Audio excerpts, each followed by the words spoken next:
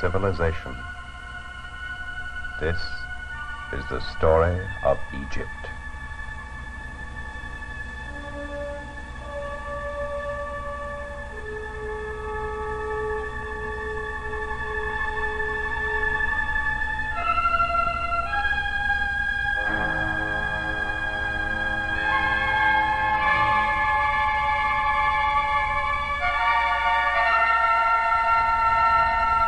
It begins in the legendary Mountains of the Moon in equatorial Africa, thousands of miles to the south of the thirsty land of Egypt. For Egypt is the Nile, and the Nile is Egypt.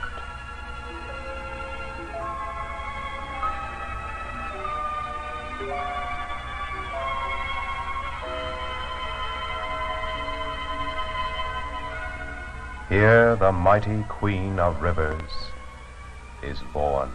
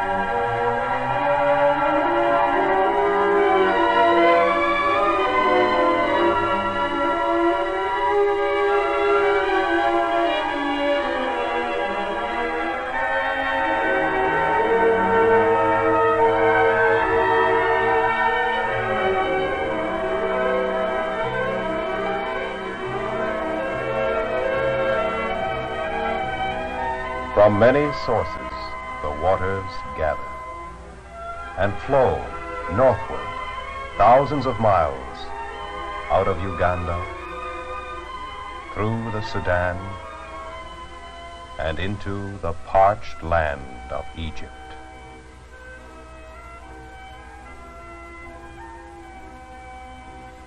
Just as the mighty Nile ebbs and flows with the changing seasons, so has the history of the human race risen and fallen along its banks.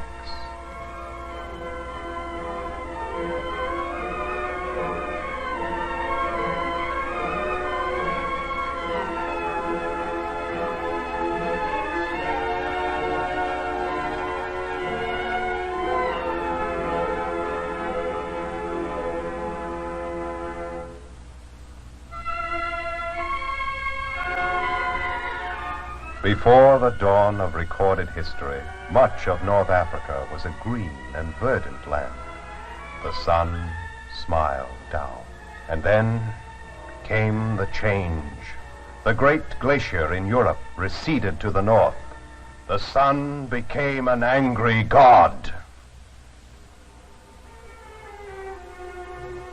Blistering hot winds swept across the land, killing the vegetation. No longer did the life-giving rain fall from the heavens.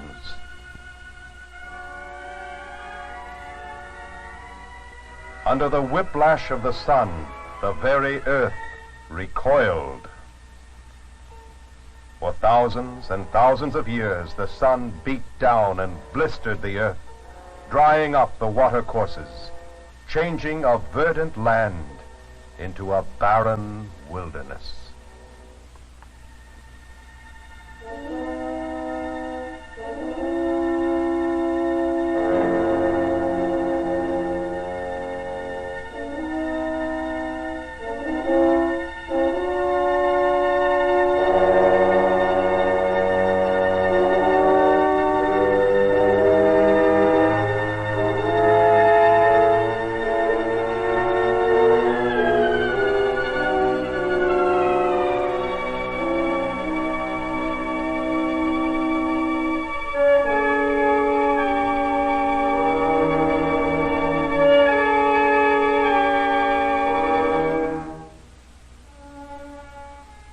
early people were nomads and hunters who once lived in a great green land, now dying under the impact of the sun and the wind. Man could no longer live in this sterile land. He and his primitive implements were buried under the shifting sands. The ordeal was for the animals as well as mankind, and they too wandered across the desert in their dumb misery.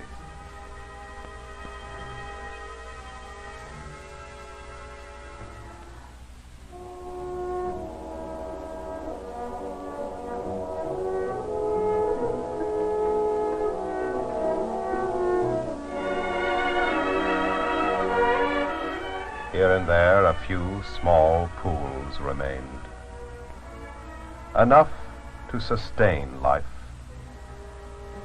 but only for a short time.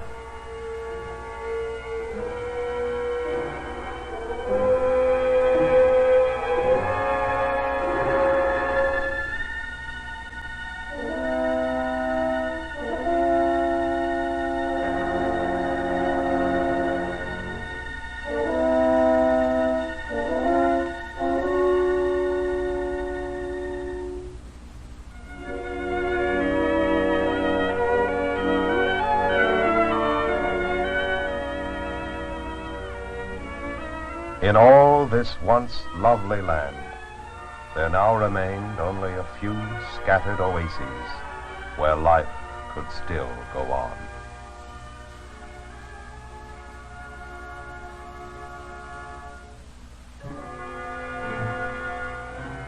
The nomad and the hunter wandered across the wasteland, seeking a better place to live. He joined with others of his kind and fought with them and against them for survival.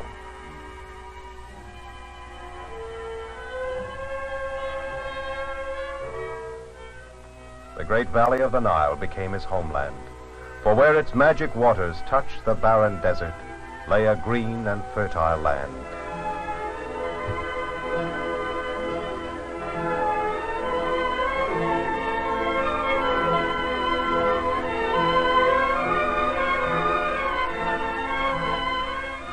The wanderer became a settled agriculturalist and an artist. He saw beauty about him and worked his impressions into all of the things he made and used. Few records remain of this period, but man laid the foundations of a great civilization. Local governments arose and were eventually unified into two kingdoms, the Upper Egypt of the Nile Valley, the Lower Egypt of the Delta.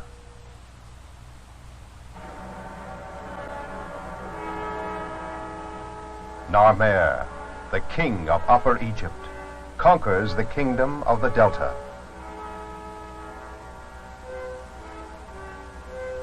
The falcon brings captive the people of the papyrus swamps. Thus, over 3,000 years before Christ, Narmer becomes the first pharaoh of Egypt, ruler of the two lands.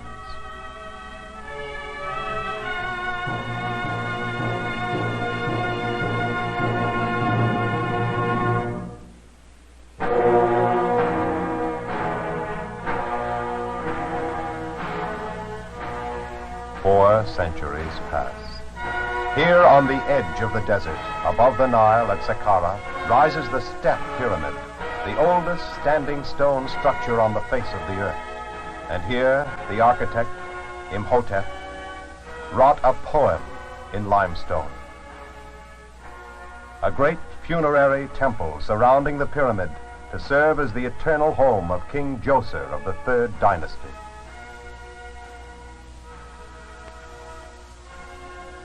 This earliest use of dressed stone on a large scale is evidence of proud craftsmanship, of a race of artisans who worked with loving care to create a lasting tribute to their gods.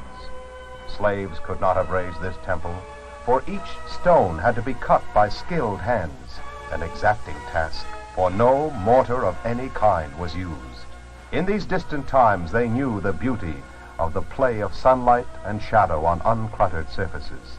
And here, over 2,000 years before the golden age of Greece, Imhotep designed the fluted column.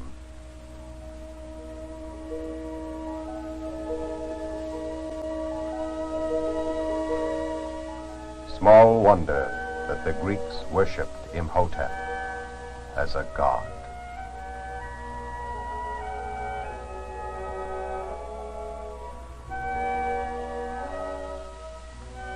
Throughout the temple, details suggest earlier primitive construction. A wooden door translated into stone swings forever open on its immovable stone hinge.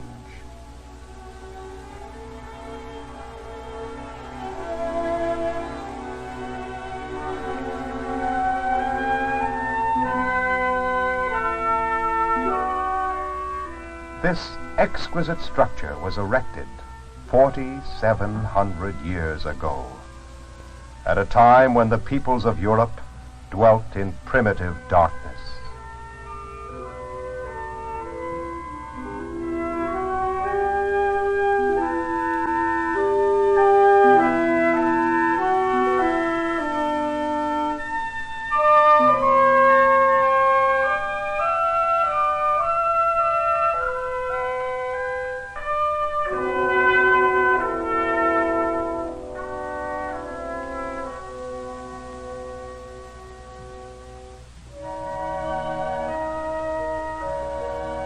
Graceful form of the papyrus stem, stylized in limestone.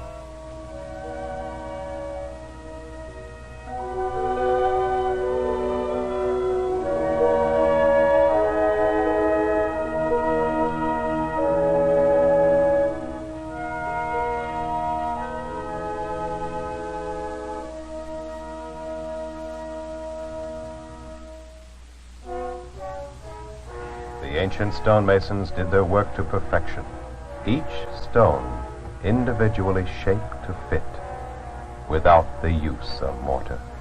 A wall, a third of a mile in length, with all the beauty which we associate with the best in modern architecture.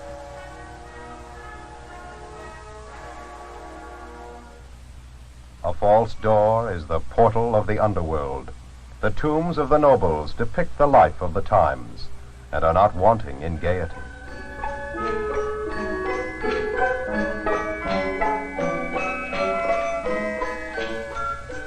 The beliefs of the Old Kingdom envisioned the hereafter as a continuation of the more pleasant aspects of earthly existence. Pharaoh was surrounded by a glittering court of aristocratic nobles and military leaders. The general Rahotep and his lady gaze across the void of time with the infinite wisdom and calm of the ages.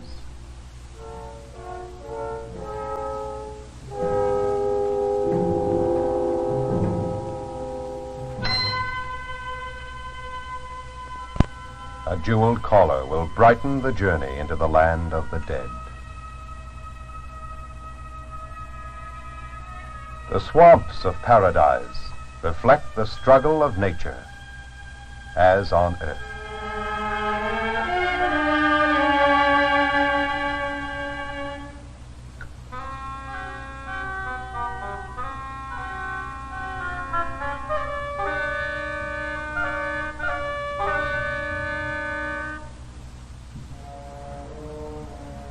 The huge exterior tombs in pyramid form began with the step pyramid at Saqqara and now progress to that of Meidum.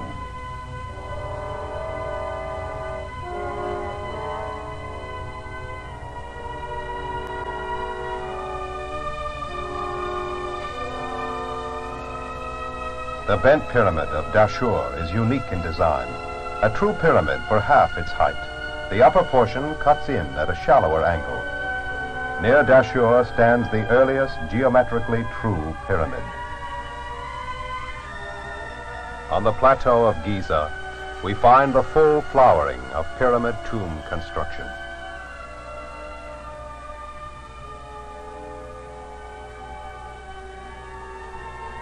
And the mightiest of all, the Great Pyramid of Cheops, one of the 7 wonders of the ancient world.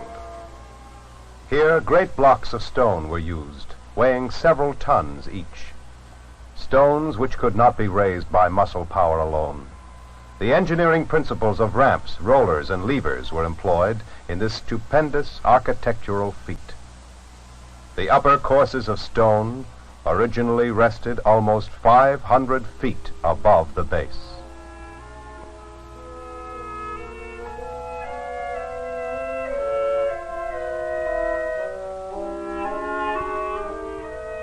The mighty works of the Fourth Dynasty are an indication of a very strong centralized government.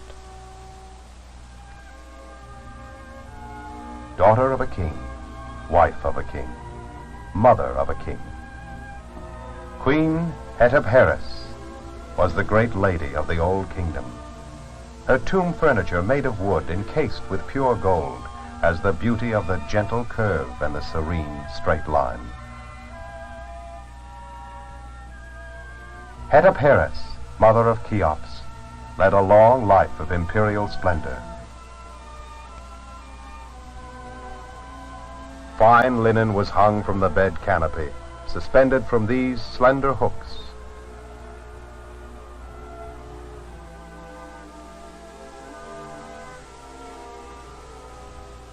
The Dowager Queen often rode about the palace grounds in her royal carrying chair.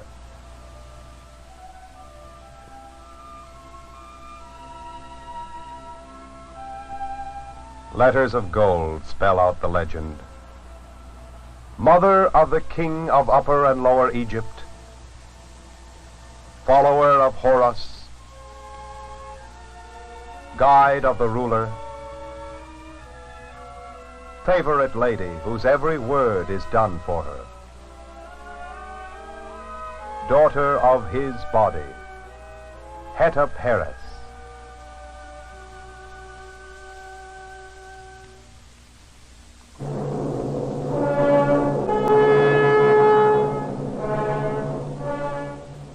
The origin of the Sphinx, carved out of the living rock, was lost in ancient times. The body was swallowed by the sea of sand, and the huge head was worshipped as the god of dawn, and thought to hold the answer to the mystery of life itself. It was believed that someday the stone lips would part, and this inscrutable monster give the answers to the problems of mankind. Look on my works, ye mighty, and despair. Nothing beside remains. Round the decay of that colossal wreck, boundless and bare, the lone and level sands stretch far away.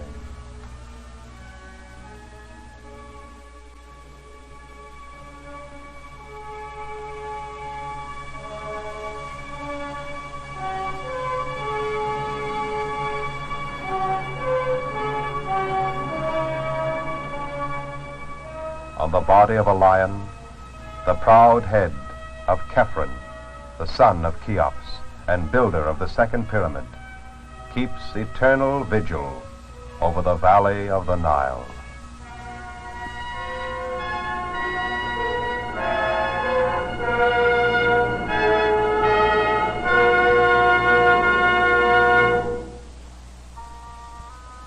Much of the royal sculpture is formal and stylized. But in these portrait heads, we see the true face of ancient Egypt, curiously like the mingled races of our own time. These portraits of nobles were placed in the tombs to assure a permanent home for the ka, or spirit, in case the mummy was destroyed.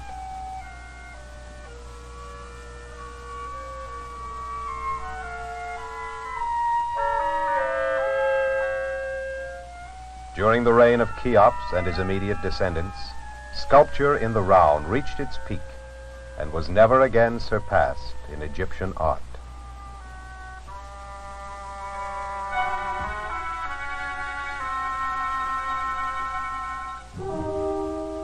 Diorite, one of the hardest materials, here holds King Khephren in regal dignity.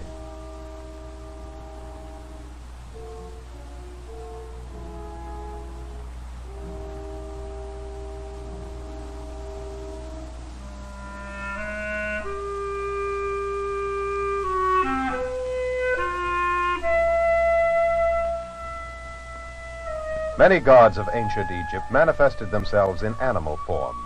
The hawk god, Horus, was destined to remain a chief deity up to the Christian era. He represented the forces of good against evil. In the 5th dynasty, the governors of the individual provinces began to assume some of Pharaoh's control. Under Pepi I of the 6th dynasty, this process continued. Pepi II began his reign on the lap of his queen mother and ruled for 94 years.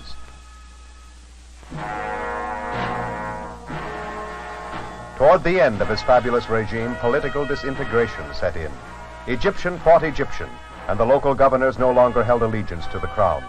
Egypt became a series of small states struggling against themselves.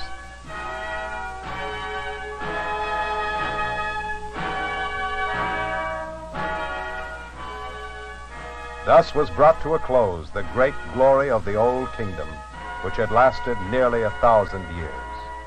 For 2 centuries, the country was disorganized. In the 11th dynasty, the river was again a unifying factor. The lands along the Nile became one again, and commerce flourished.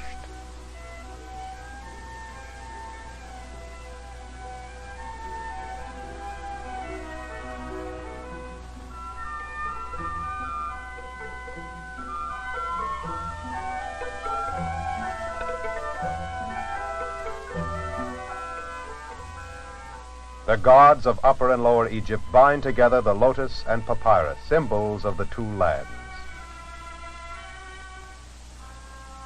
Mentuhotep II regained firm control and ushered in the Middle Kingdom.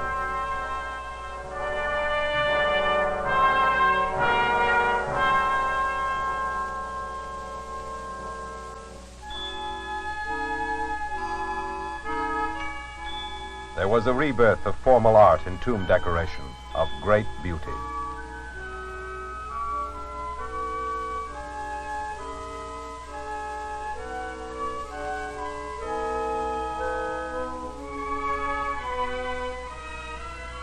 On her limestone sarcophagus, Princess Kawit has her hair dressed by an attendant. A polished bronze mirror reflects her vanity. Provisions are made for life in the hereafter. While the cow is milked, the calf is denied, and the mother sheds a formal tear.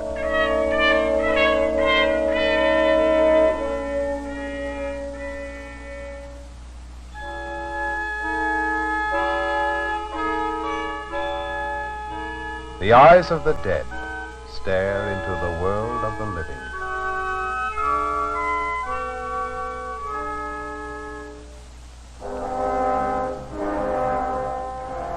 The 12th dynasty continued this period of prosperity and conquest. Sesostris I ruled the 2 lands in 1960 BC. The names of Egyptian rulers are enclosed in this characteristic oval, the royal cartouche of Sesostris I. Royal jewelry reached a high standard of excellence. Magnificent monuments were erected during his reign, such as this shrine dedicated to the god Amun.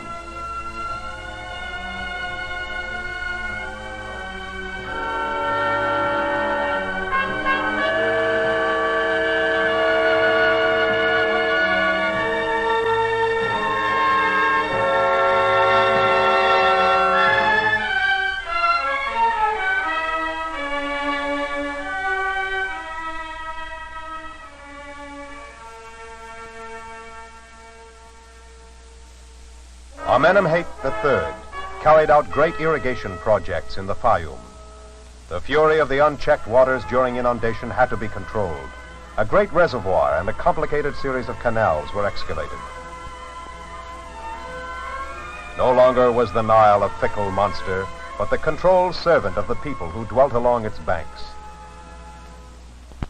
This grand-scale project was carried to fulfillment with this simple type of hoe, and countless tons of earth were moved in tiny baskets. The nobles decorated the portals and facades of their tombs with sunken relief.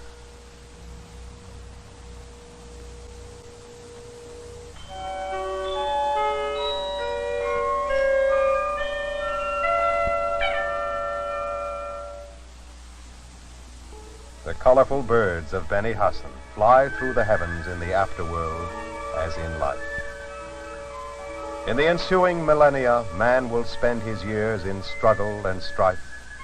Millions of humans will fall before the wrath of their brethren. The forces of nature will alter the face of the earth, but the wild creatures remain unchanged. The birds of Beni Hassan fly in the skies of today.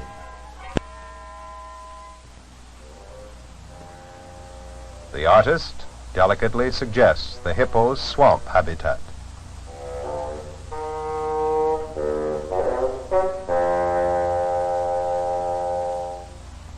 Wooden bedsteads were frequently inlaid with ivory animals.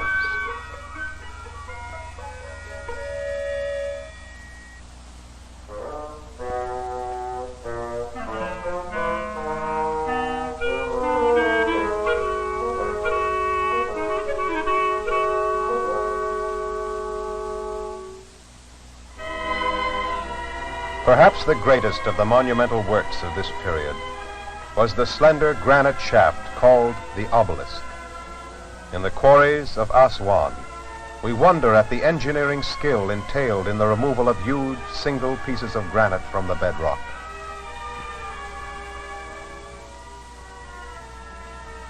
Balls of dolerite or other hard stone were used in the channeling out process. Human hands patiently wielded these primitive tools to reduce to dust the parts of the rock which had to be removed. This giant shaft would have been the tallest of all obelisks, but a fault was discovered in the quarrying process, and the project was abandoned. This staggering feat of engineering, begun at the quarry, continued on in the journey 400 miles down the Nile, reached its climax when the shaft was proudly raised before the gateway of a great temple. Here indeed, art, craft, and ingenuity combined symbolically with the spirit of man as this slender shaft of granite points its slim finger at the heavens.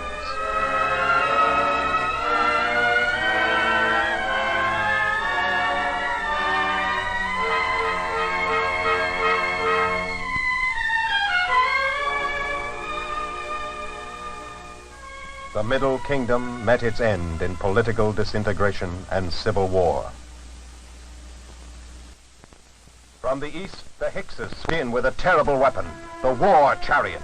For 2 centuries, Egypt bowed under the yoke of foreign domination.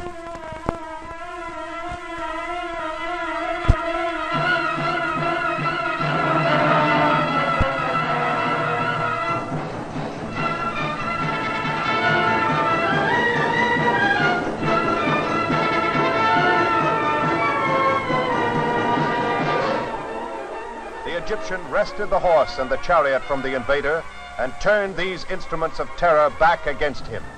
To the east, to the south, the war chariots thundered, and the force of Egyptian arms was felt far into Asia, deep into Nubia. Oblivious to the follies of men, the mighty Nile continued to bring life and strength to the thirsty land of Egypt. 1,600 years after Narmer first wore the double crown, Pharaoh Akhmosa, with this golden battle axe, began the 18th dynasty. The powerful new kingdom was born. At the capital city of Thebes, the East Bank is for the living. Across the river where the sun sets lies the necropolis, the city of the dead. Against a backdrop of brilliant cliffs, splendid temples and tombs enshrine forever the memory of the leaders of the new kingdom.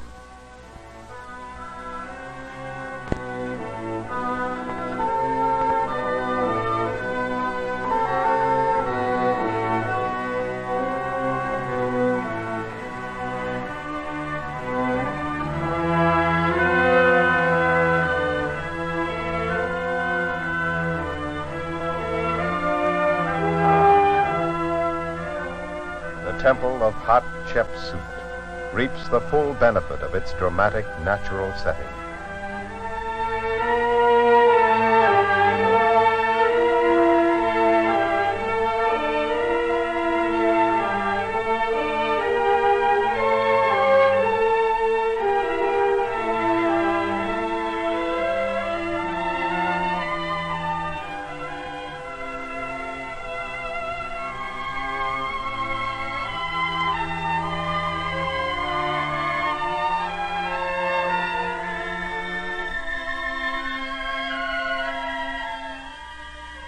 Hatshepsut, though a woman, ruled as pharaoh.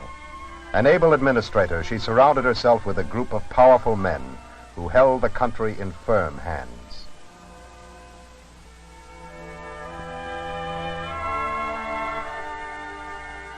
The goddess Hathor, represented as a cow, yields strength to Hatshepsut.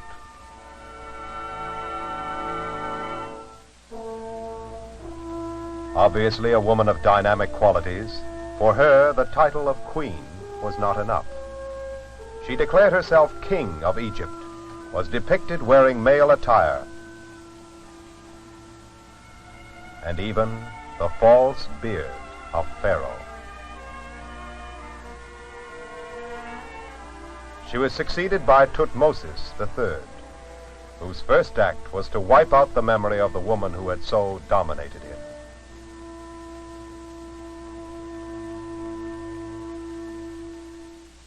Despite this initial pettiness, Thutmosis went on to become a powerful monarch in his own right. He extended the empire by conquests to the south and north to Palestine and Lebanon. This warrior king personally led his armies in 17 different campaigns. In this delicate marble miniature, Thutmosis makes offering to his gods. His personal valor was supplemented by shrewd tactics. He once introduced his troops into a beleaguered city concealed in sacks, as in the story of Ali Baba.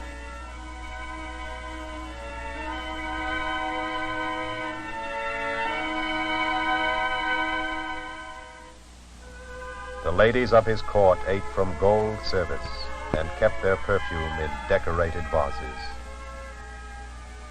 A statuette in solid gold represents Thutmosis III in the likeness of the chief god, Amun, an example of the cult of the divinity of kings.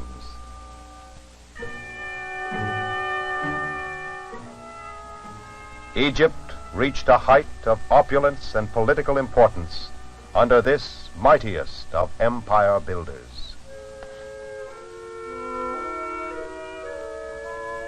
Not long after the warlike era of Thutmosis came a period of peace and prosperity under Amenhotep III.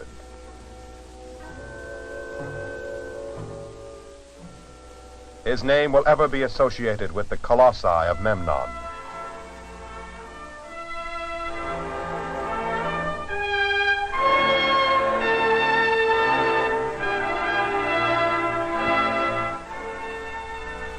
"12 times the height of a man, these huge statues once guarded the entrance to his temple."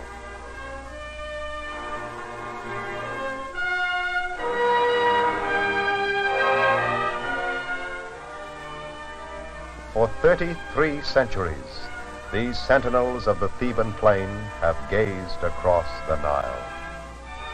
With sightless eyes, they look to the east, to the land of the dawn, to the glories of Karnak and Luxor.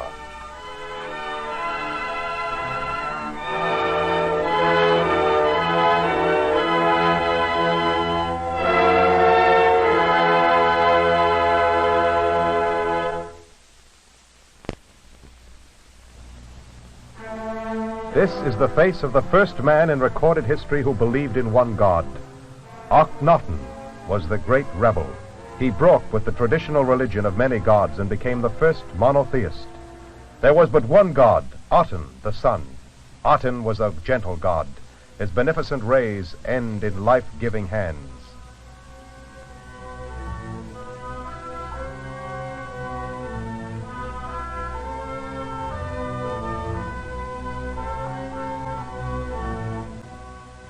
There was revolution in the arts as well. The wall paintings of Akhenaten's palace portray a new kind of realism.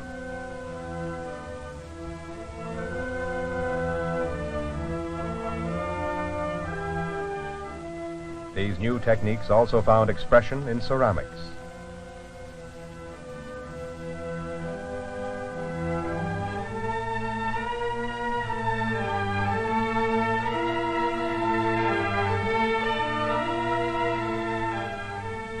A carnelian ring bears an unflattering likeness of the king. for he insisted on stark realism in the portrayal of his own person, even though the results were rather grotesque. Breaking sharply with the idealistic portrayal of Egypt's god kings.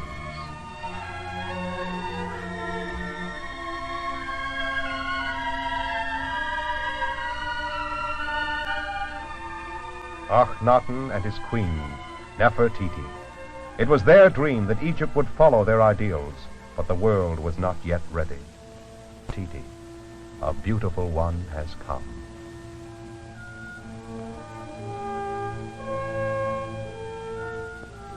But under this idealistic leadership, the neglected empire was crumbling. Revenues dwindled.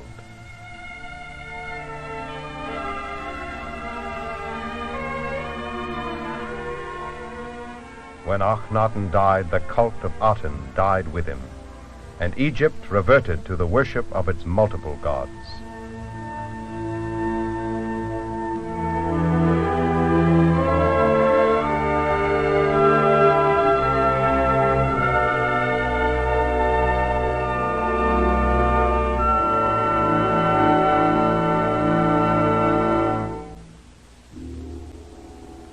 By the time of the 18th dynasty, tombs had been despoiled to an alarming extent. The kings no longer desired to be buried in a conspicuous place. Beyond the cliffs which flanked the Theban necropolis lay a wilderness of desert hills. Deep in the valley of the tombs of the kings, they hoped to remain undisturbed throughout eternity.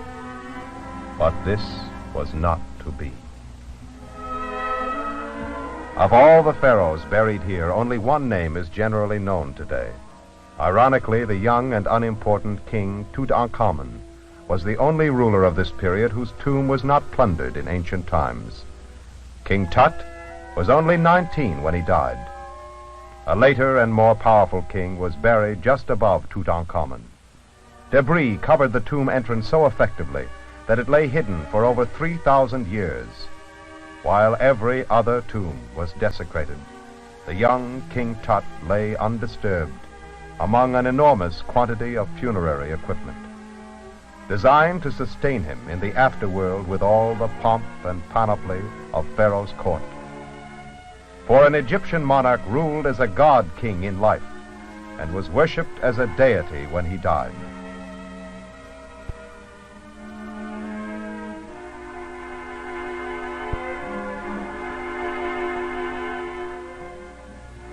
An ivory fan bears the royal cartouche. In addition to its powerful deities, Egypt had a host of household gods, such as the god Base, whose function belied his fierceness. Appealing to the vanity of the ladies, his realm included the overlordship of cosmetics.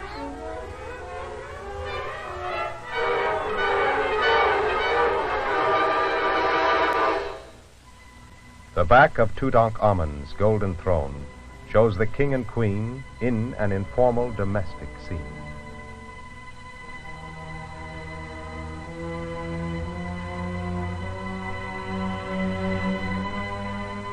A golden dagger and sheath, prototype of blades familiar throughout history.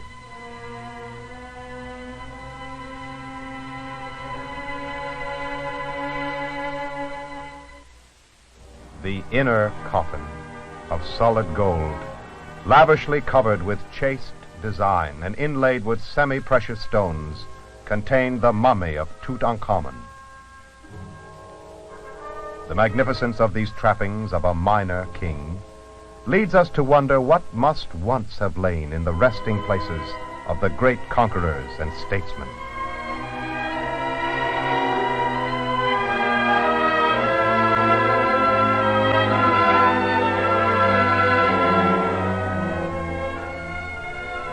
As a result of the political and religious tensions created by the Aten Revolution, the power of the ruling house was undermined.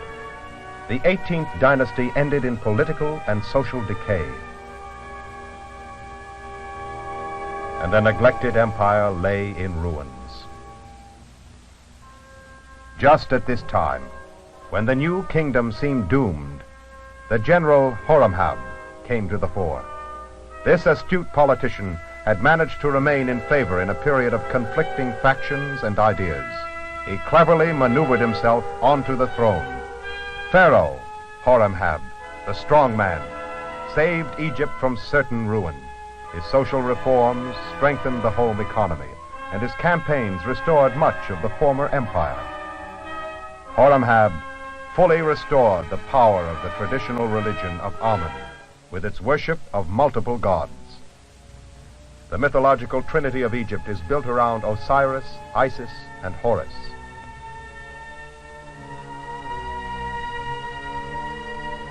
Osiris was a legendary king who was destroyed by a treacherous brother. He was raised up again with the help of his devoted wife, Isis, and avenged by their son, Horus. Anubis, the jackal, was in charge of the funeral rites and the guide of the dead in the hereafter.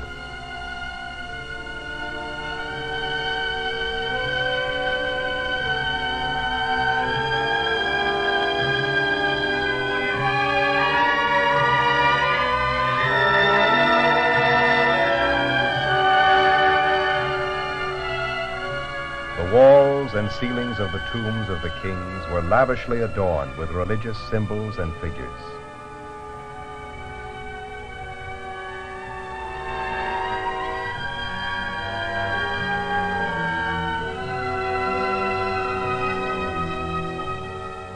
Stylized stars decorated the ceilings of some of the tombs.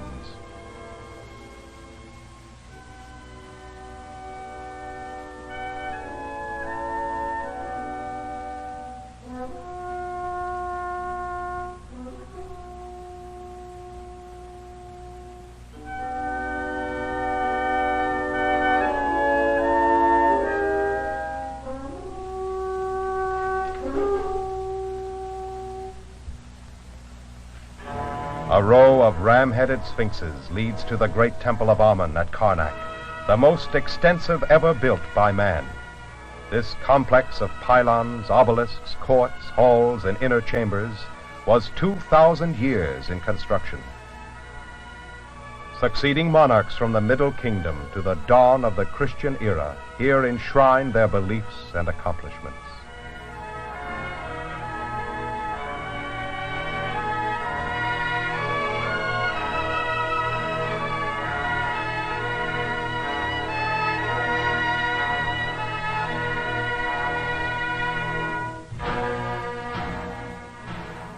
Standing in the midst of these mighty works is the forest of columns called the Hypostyle Hall.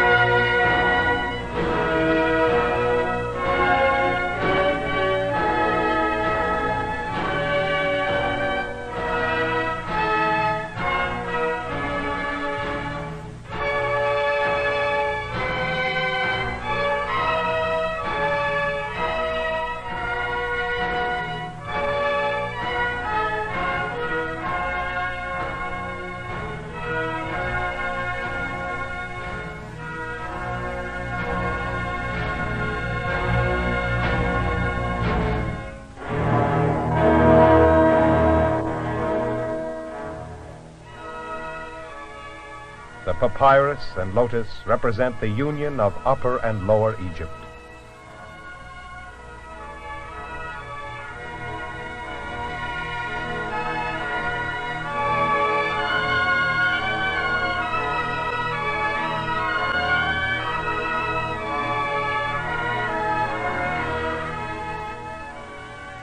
A colossal red granite scarab overlooks the sacred lake. The Temple of Karnak, majestic even in ruins, bears silent witness to the faith and skill of those who labor to raise it. While the royal tombs are concerned with religion and the gods, the tombs of the nobles depict with realism the life of the times. It is these lowly tillers of the soil who carried the load of empire. In the fields of a huge estate, the harvest is in progress. Wheat is cut with a scythe, transported on a pole, threshed under the hooves of the oxen, and cleaned by winnowing.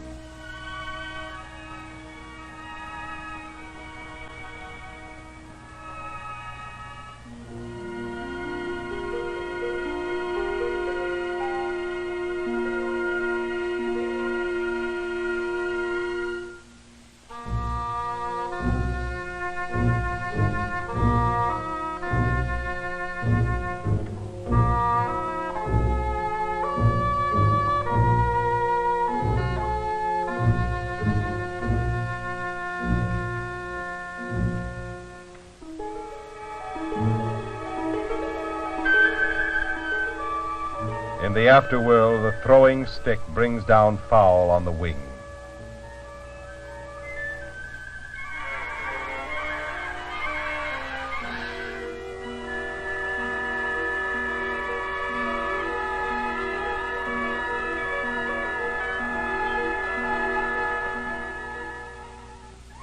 In this happy hunting ground, game is abundant and the waters well stocked.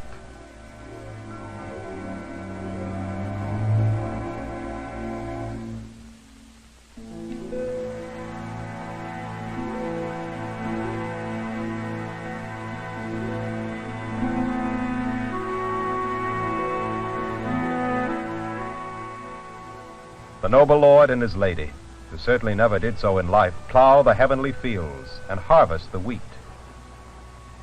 and pull the flax.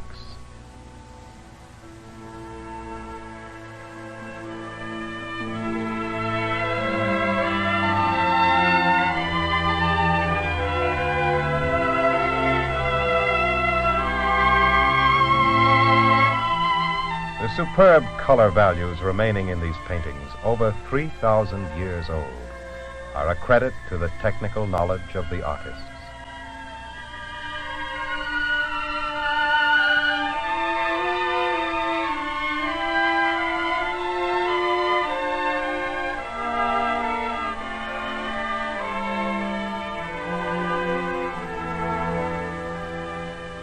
While Anubis administers to the deceased, the professional mourners prove their grief.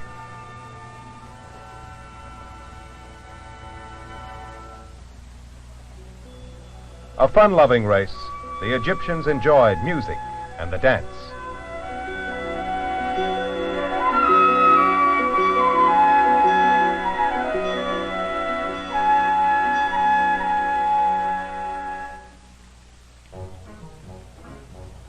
Some ancient cartoonist may have used this papyrus to record fairy tales or fables, or as a Gilbert and Sullivan satire on the behavior of court officials.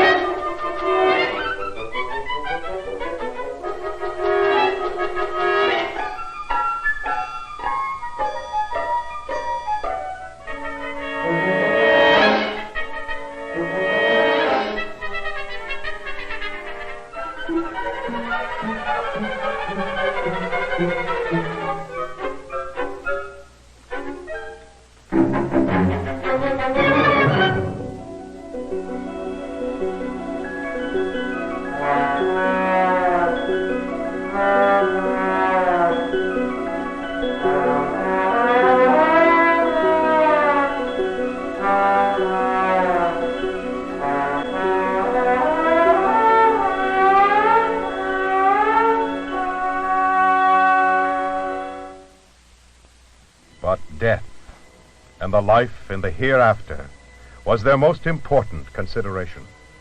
A page from the Book of the Dead records the scene of the Last Judgment, while Anubis weighs the heart against the goddess of truth. Osiris sits in judgment.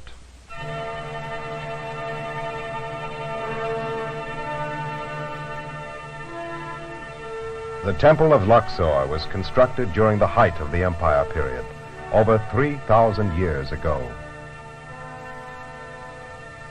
It contains some of the finest examples of colonnade construction and colossal statuary of the New Kingdom.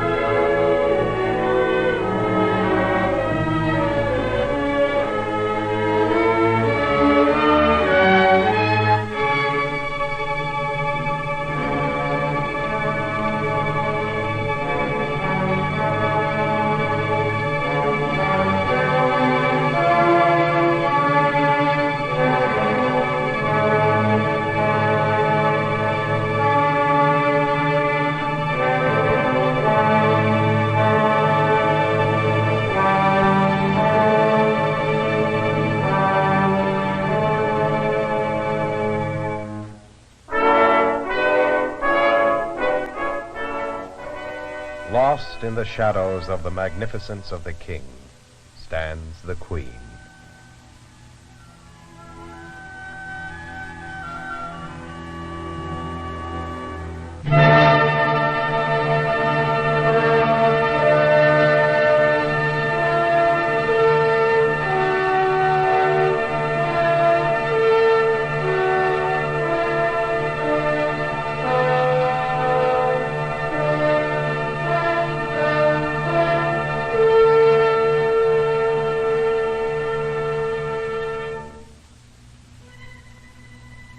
Seti I built the Temple of Abydos, close to the legendary grave of the god Osiris. The great delicacy of the white limestone reliefs is outstanding in temple decoration.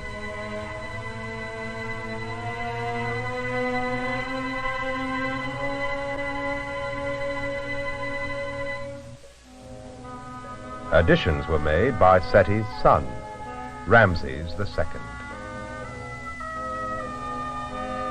Here he hunts the wild bull with the assistance of the crown prince. Ramses II was one of the first cowboys.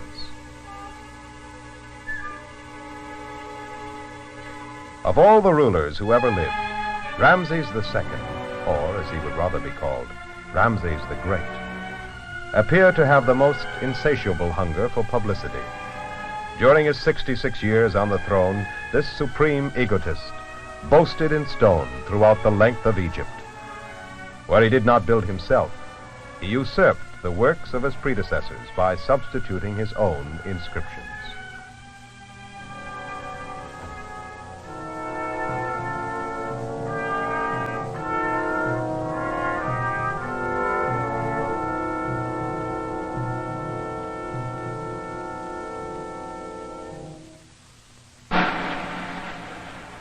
While still a young man, Ramses led his forces into Syria. Near Kadesh, his dangerously extended army was caught off balance by the hordes of the enemy. The king and a portion of his army were trapped. Ramses and his men, heavily outnumbered, fought valiantly for hours. The timely arrival of the main Egyptian force saved the day, and the Hittites were driven off.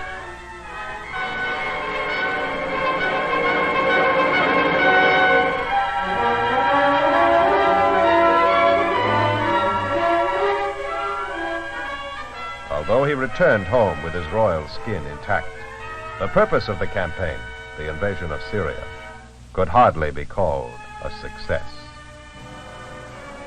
But forever afterwards, the king boasted of the Battle of Kadesh as a tremendous victory, and highly exaggerated versions were carved on temple walls from Nubia to the Delta. At the Ramesseum, he erected the most colossal statue of all time in one huge block of granite.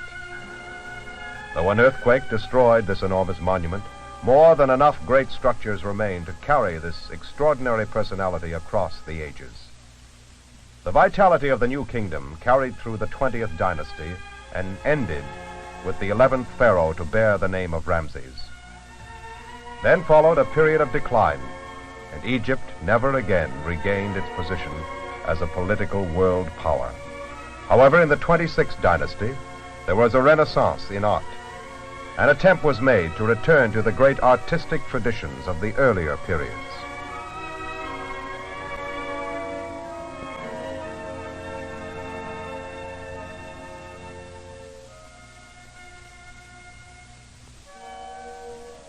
The Hippo goddess was the patron of childbirth and guardian of women and children. The cat goddess found a place in the hearts of the populace as goddess of love and joy, of music and the dance. In the late dynastic period, Egyptian art continued traditionally, despite the influence of foreign domination.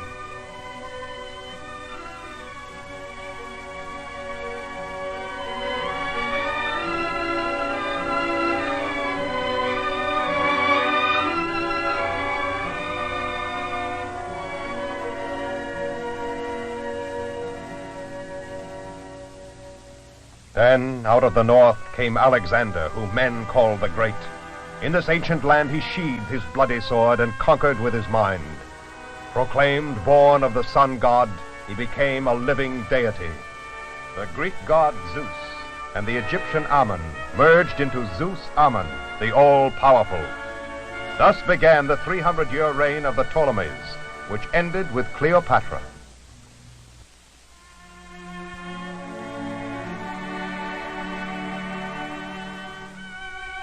These Greek kings of Egypt adopted the religious practices and the cult of the divinity of kings, as shown in all their temples.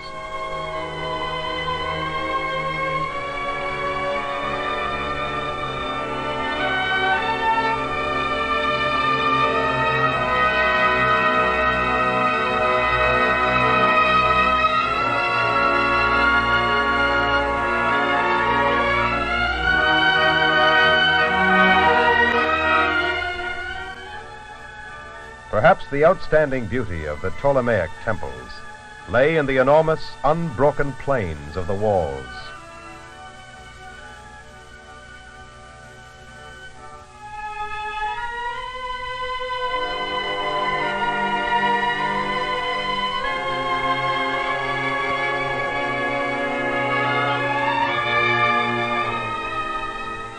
At Idfu, the great god Horus is enshrined in his own temple.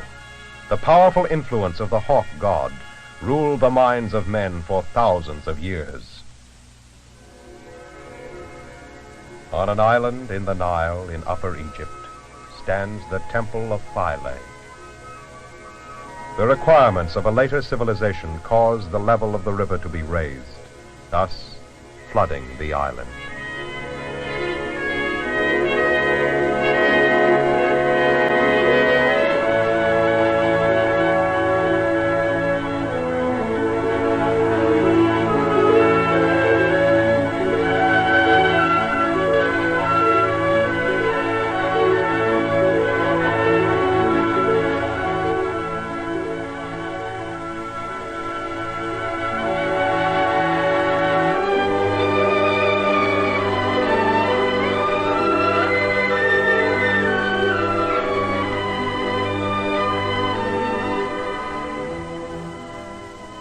The Temple of Philae, still worthy of its ancient name, the Jewel of the Nile.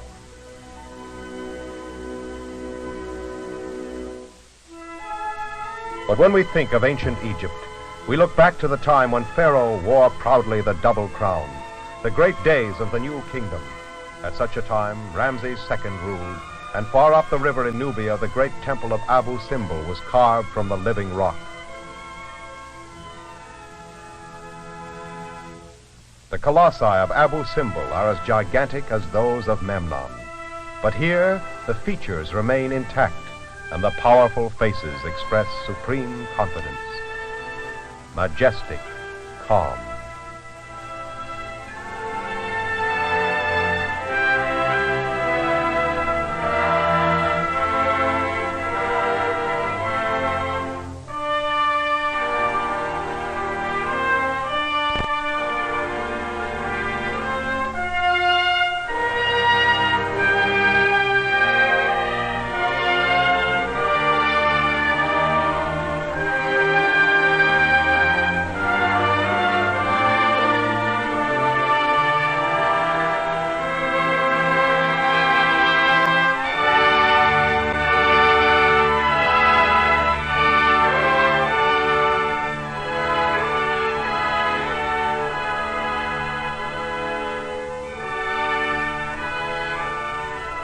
Inside the temple, 8 more colossal statues of the king form the pillars of the central hall.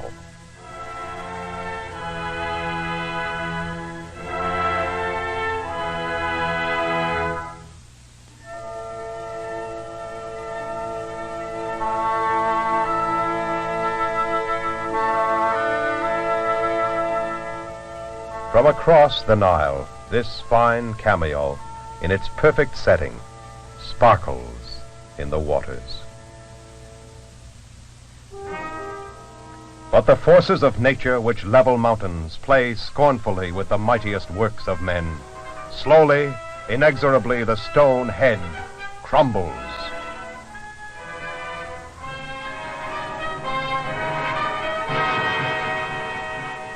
Someday the proud Ramses will be ground into the dust.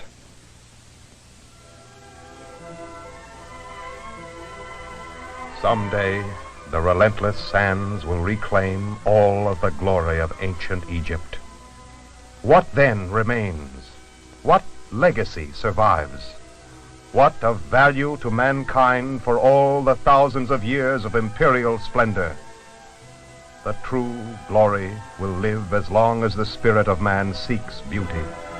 For Egypt is a monument, not to the conqueror and the statesman, but to the artist, the architect, the painter, the sculptor, whose works will remain in the minds of men when pomp and ceremony are but a whispering echo in the corridors of time.